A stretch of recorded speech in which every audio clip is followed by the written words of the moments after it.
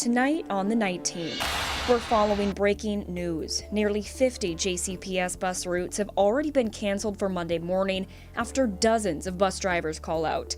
We'll break down how significant the shortage is and if the number is expected to grow by the time kids are getting ready for school Monday. I believe he took an innocent man's life. A family is saying a final goodbye tonight to one of their own after a deadly hit and run.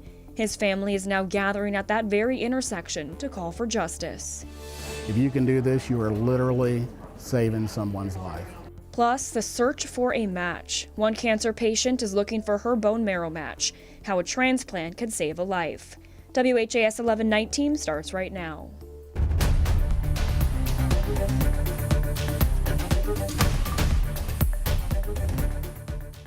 We have breaking news here on the Night Team. 85 JCPS bus drivers have already called out for Monday, and the district expects even more before kids head to school tomorrow. Thanks for joining us here. I'm Alex Dieterer. WHAS 11's Connor Steffen and photojournalist Aspen Hester are live from the JCPS Dietrich and Nichols bus compound. Connor, how significant is losing this many bus drivers?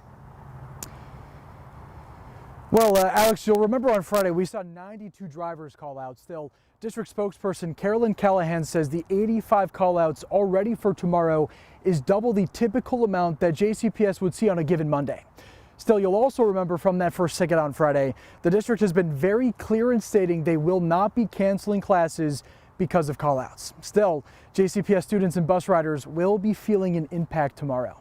Callahan said that 47 bus routes will be canceled due to the call-outs tomorrow. Now, the routes are spread out across the district, and Callahan said that parents would be reached out to by tonight.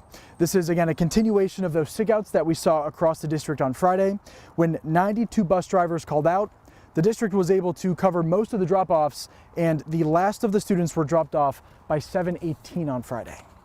Callahan said we will be seeing possibly more numbers tomorrow. She will be releasing those tomorrow morning, with more drivers anticipated to call out, though that would be throughout the night and tomorrow morning. We will have an up-to-date list on our website, WHAS11.com, to check out all the bus cancellations and any other changes. Also, be sure to stick with us tomorrow morning on GMK, where we will be live covering this as it continues to progress on. Live here in Louisville, Connor Steffen, WHAS 11 on your side. Thank you, Connor. Just in over the last hour, LMPD is investigating after a body was found in downtown Louisville this evening.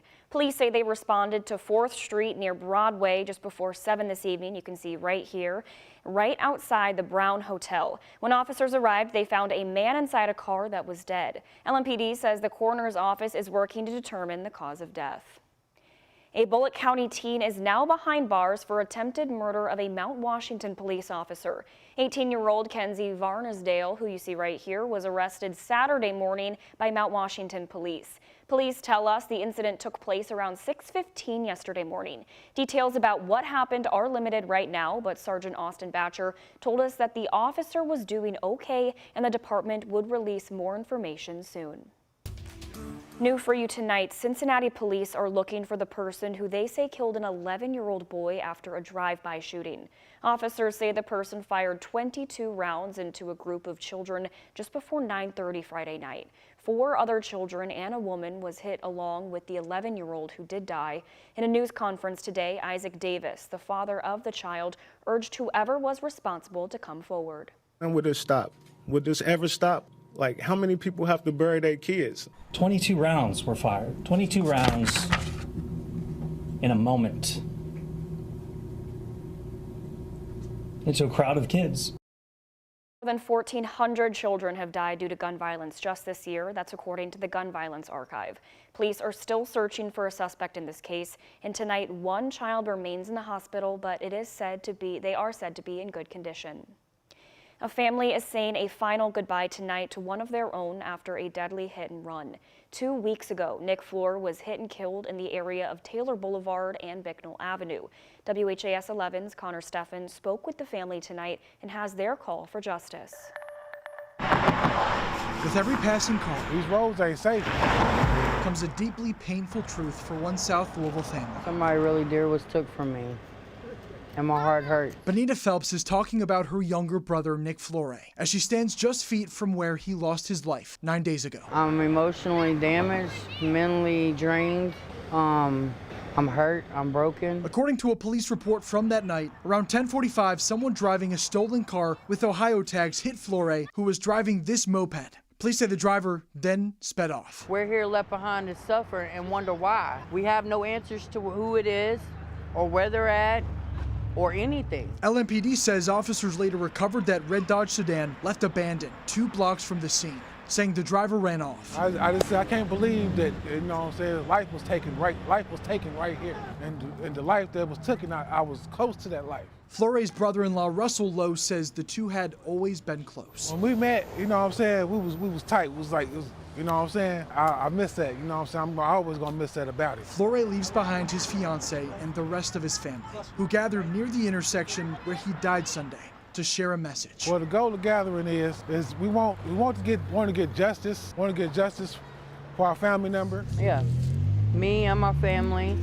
want justice. LMPD's traffic unit is headed up the investigation, which is still ongoing. Both police and Flore's family are encouraging anyone who may know something about what happened to use the anonymous tip line. I believe he took an innocent man's life being careless. The family is only beginning to think about the path ahead. I can't definitely answer that right now. We emotional, you know what I'm saying? We hurt, you know what I'm saying? Our family member was taken from us. But facing uncertainty and waiting for justice,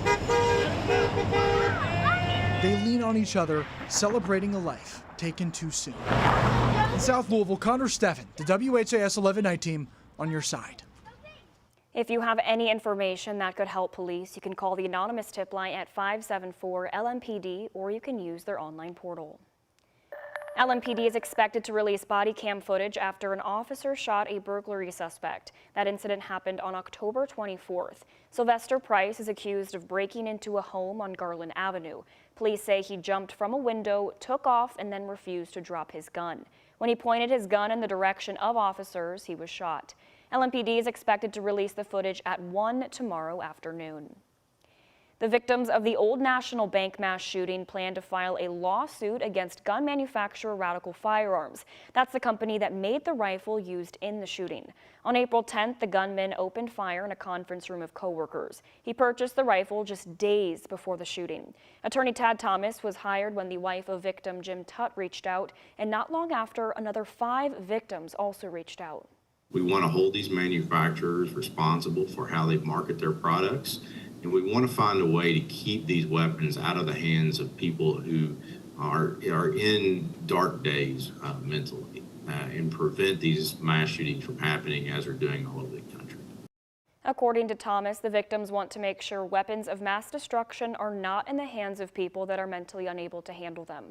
The lawsuit is currently at a halt until LMPD's investigation findings are released, but Thomas hopes to file it by the end of this year. The numbers are in after 3 days of early in-person voting, and those numbers show that more Kentuckians voted early this year than last year. More than 82,000 people across the state participated in the last day of no-excuse early in-person voting. Here in Jefferson County, more than 15,700 people voted on the last day. Over the course of the 3 days, 260,000 Kentuckians voted. Secretary of State Michael Adams said that early in-person voting is up from 2022, but absentee votes are down from last year. Adams says because of this, he anticipates voter turnout to be around 42%. And here's some important information to know as you head to the polls Tuesday. Polls open at 6 in the morning and close at 6 p.m. You'll be allowed to vote if you are in line by 6 p.m. If you need help getting to your poll, TARC was once again offering free rides. To find out where your polling location will be, we have you hooked up with a voter guide on our website, WHAS11.com.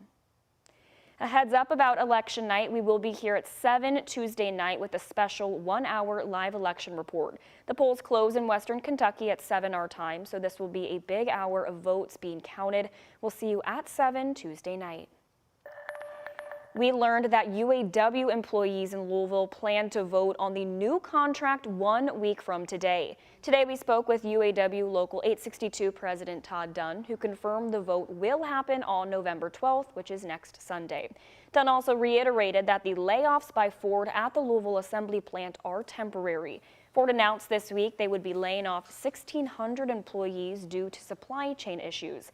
Dunn told us that the move is temporary and nothing significant. Past this, we'll go to old business.